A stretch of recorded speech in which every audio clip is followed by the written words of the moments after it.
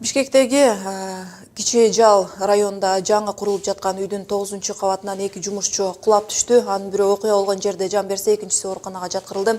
Учурда бирөөсүнүн абалы оор бойдон калып жатканы айтылууда. Курулуш аянтчасындагы мындай кырсык биринчи эле жолу болуп жаткан жок. Бирок курулуштагы мындай кандуу окуяларга байланыштуу экологиялык жана техникалык коопсуздук боюнча инспекциянын өзүндө да доомат көп. Бул окуядан улам Кыргызстанда курулуш коопсуздугуна канчалык маани берилет деген суроо жаралууда. Экологиялык жана техникалык коопсуздук боюнча инспекциянын эмгекти коргоо бөлүмүнүн башчысы Бактыбек Жолчиевди ушул маселеге карата кепке тартабыз. Бактыбек мырза, кош келипсиз. Саламатсызбы? Адегенде 2 күн мурун болгон кырсык тууралуу сурасам, инспекция иликтөө баштады да, ал окуянын чоо жайына токтолдуңузбу? Бул 19-июлда ушундай Бишкек шаарында Тыналиев көчөсүндө курулуп жаткан көп кабаттуу үйдөн сырттын отделка жумуштарын жасатканда люлька түшүп кетип, 2 киши жабыр тартты. Бирөө ошол ордунда өтүшөр болду. Экинчи жумушчу болсо азыр 4-больницада дарыланып жатат.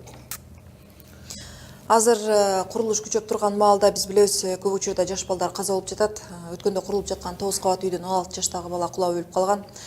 Эмгек келишими ким менен кантип түзүлүп жатат, айтып бере аласызбы?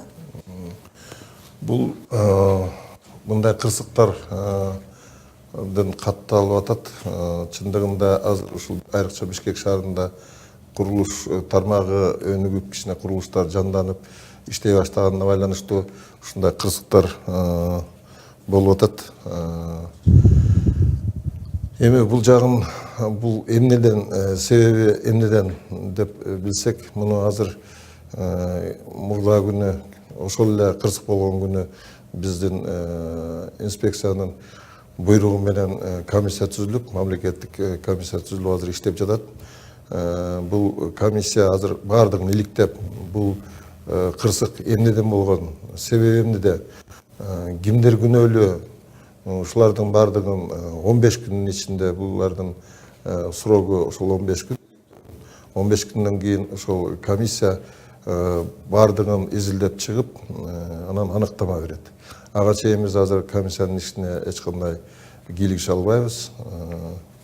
Ошол комиссиянын жыйынтыгы чыкканда, анан кандайча болгон, эмне болгон ошолорду айтып беребиз.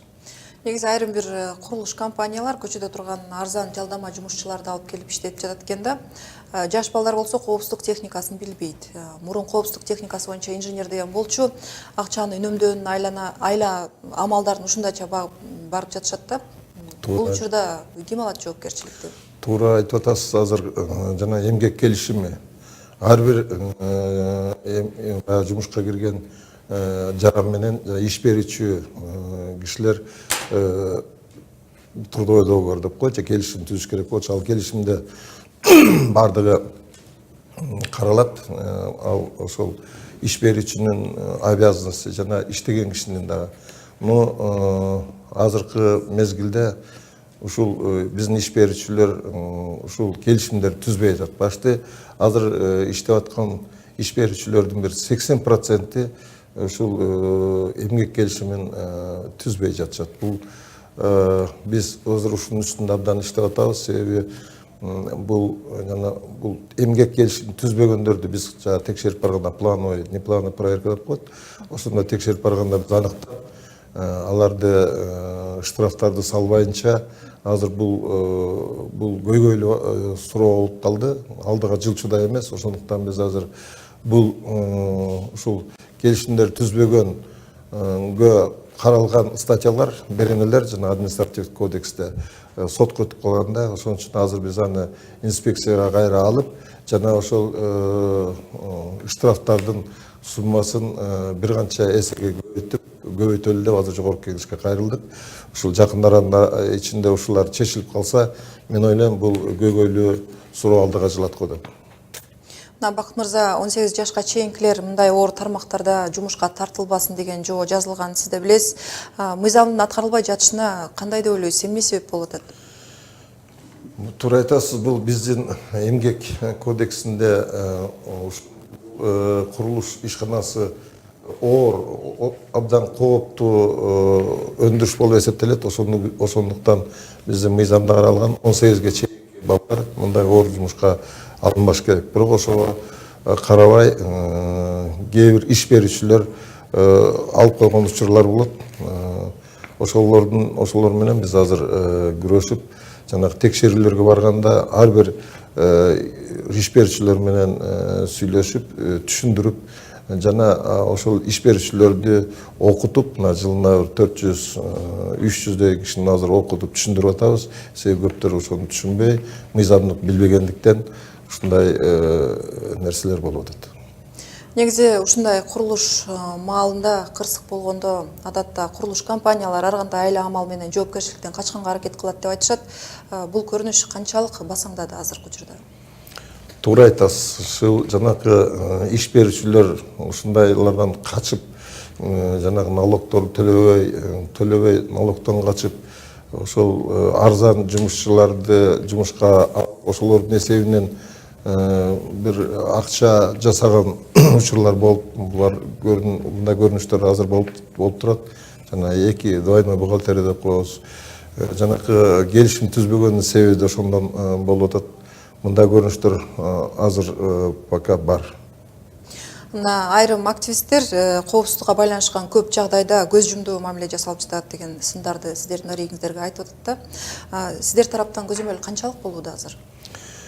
Бизде эми өзүңүздөр билесиздер, бул иш берүүчүлөрдү текшерүү, субъекттик информация деп коет, ошолорду текшерүү мыйзамы бар.